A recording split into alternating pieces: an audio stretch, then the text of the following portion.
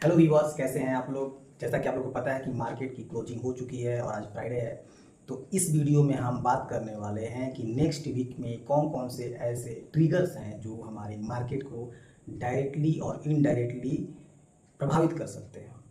तो मैं हूं विष्णु श्रीवास्तव और स्वागत करता हूं आपका मैं अपने इस YouTube channel trade with Vishnu Nifty analysis में। तो जैसा कि मैंने कहा, हम लोग अगले वीक के मार्केट के ट्रिगर के बारे में बात करने वाले हैं कि कौन कौन से ऐसे ट्रिगर हैं जो मार्केट को डायरेक्टली इनडायरेक्टली अफेक्ट करने वाले हैं।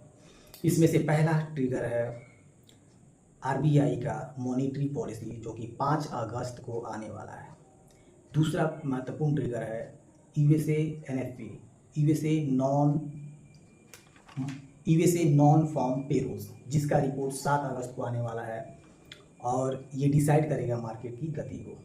तीसरा मुख्य ट्रिगर होगा हमारा क्रूड ऑयल और मिडिल ईस्ट में टेंशन, जो कि हमारे डोनाल्ड ट्रंप उसको सीधे तौर पर प्रभावित करते हैं। चौथा हमारा मेन ट्रिगर होगा एफआईडीआई फ्लो क्या कहता है। तो बात करते हैं अपने टॉपिक नंबर 1 पे, आरबीआई मॉनेटरी पॉलिसी। तो जैसा कि आपको पता है कि 5 अगस्त को आरबीआई मॉनेटरी पॉलिसी के डेटा आने वाले हैं, जिसको संजय मल्होत्रा आरबीआई गवर्नर जारी करेंगे। इसमें हमारे बाजार के जो मुख्य अर्थशास्त्री हैं उन लोगों ने ये अटकलें लगाई हैं कि आरबीआई इस बार अपने रेपो रेट में कोई बदलाव नहीं करेगा और इसको स्थिर रखेगा। तो आरबीआई इस बार जो है अपने रेपो रेट 2.5 को बनाए रखेगा। अगर आरबीआई की पॉलिसी में ऐसा अगर नहीं होता है, कुछ उलटफेर होता है, तो ये सीधे तौर पे हमारे मार्केट को प्रभावित करेगा।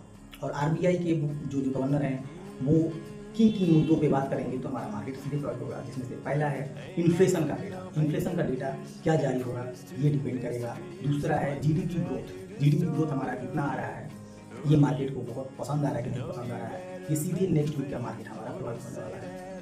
और तीसरा है रूपी और क्रूड ऑयल पर हमारे आरबीआई गवर्नर संजय मल्होत्रा क्या बोल रहे हैं। और सबसे मोस्ट इंपॉर्टेंट चीज़ ये है कि संजय मल्होत्रा का जो प्रेस कॉन्फ्रेंस करेंगे उसमें उनकी टोन क्या है हमारे इकोनॉमी को लेकर, रूपी, क्रूड ऑयल, इन्फ्लेशन और बेरोजगारी डेटा जो भी है उसमें क्या उनका अहम भूमिका होने वाला है। अब बात करते हैं अपने सेकेंड टॉपिक,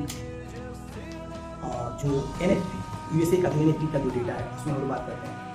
तो एक्चुअली एनएफपी होता क्या है। NFP non farm payroll, US का ये नॉन फॉर्म पेरोल एक डेटा होता है जिसको कौन जारी करता है, तो US bureau of labour statistics को जारी करता है।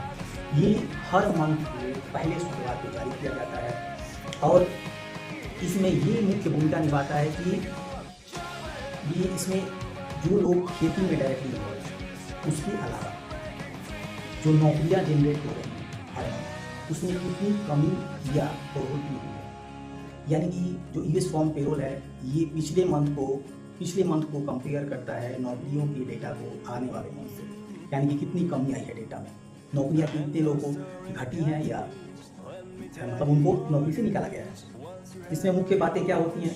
पहला नॉन फॉर्म पेरोल, यानी कि नई नौकरियां कितनी जारी हुई। दूसरा है बेरोजगारी दर। सीधी सी बात है कि अगर नॉन फॉर्म पेरोल में नौकरियां जनरेट अगर नहीं होती हैं तो बेरोजगारी दर बढ़ेगी। और तीसरा है कि एवरेज आवरली इनकम, यानी कि जो नौकरियां हैं उनके प्रति घंटे जो एवरेज औसत प्रति घंटे में जो इनकम है वो कितना बढ़ा है या घटा है।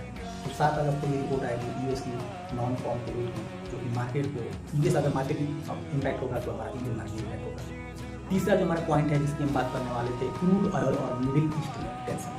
तो आपको बहुत अच्छी तरह से पता है मिडिल ईस्ट का जो है टेंशन कितना ज़्यादा प्रभावी है इस पर, जिसको डोनाल्ड ट्रंप सीधे उनका कोई भरोसा नहीं कब क्या होगा। तो मिडिल ईस्ट में हम लोग सबसे पहले देखेंगे कि नए घटनाक्रम क्या है, मतलब ईरान ने क्या किया, अमेरिका ने क्या किया। दूसरा है होलिंग स्टेट है और जो रेट्स हैं उनके जो रास्ते हैं जो हमारे सीट्स वहाँ से गुजरते हैं उन पर क्या इम्पैक्ट आ रहा है, कोई कहीं से हमला तो नहीं कर रहा है।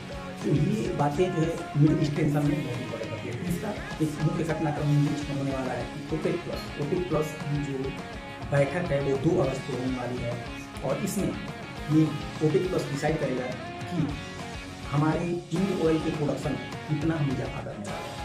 ठीक है, तो ये चीज़ें बहुत इंपॉर्टेंट है फ्रेंड्स, जो न्यूज़ की 3 से 7 अगस्त को हमारा है उसमें कि कैसे डेटा प्रोसेस किया जाए।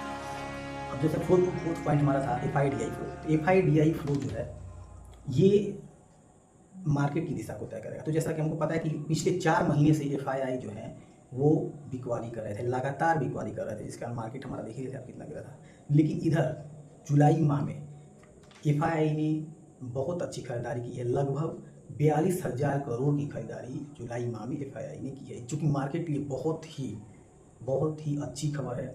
हो सकता है कि मार्केट का यहाँ पे बॉटम लग गया हो, क्योंकि एफआई लगातार बिकवाली कर रहे थे, लेकिन इधर अब एफआई ने खरीदारी जारी करी, उसको कंटिन्यू रखा, बेचा नहीं है। और जैसा कि डीआई हमारे थे तो लगातार खरीद रहे थे, तो उनमें तो कोई दिक्कत नहीं है, लेकिन एफआई लगातार बेच रहे थे। लेकिन इधर अब उन्होंने 42,000 करोड़ की शुद्ध खरीदारी की है बिकवाली को रोककर, तो ये मार्केट के लिए बहुत ही प्लस पॉइंट होने वाला है। अब मैं बात करता हूँ खुद के विचार की कि क्या हो सकता है मार्केट में। तो दोस्तों, जैसा कि आपको पता है कि डोनाल्ड ट्रंप जैसे ही हमारा मार्केट ऊपर जाता है तो कुछ उनका ऐसा स्टेटमेंट आ जाता है कि मार्केट नीचे चला जाता है, और नीचे जैसे हमारा मार्केट आता है तो कुछ उनका ऐसा स्टेटमेंट आता है कि वो सीधी मार्केट ऊपर चला जाता है। तो अभी हमारा मार्केट क्या है, सप्लाई जोन में है। माइंड इट फ्रेंड्स कि ये हमारा मार्केट सप्लाई जोन में है, तो आप यहाँ पे ज़्यादा उत्तेजित नहीं हो सकते हैं, क्योंकि आपको यहाँ पे सजग रहने की ज़रूरत है।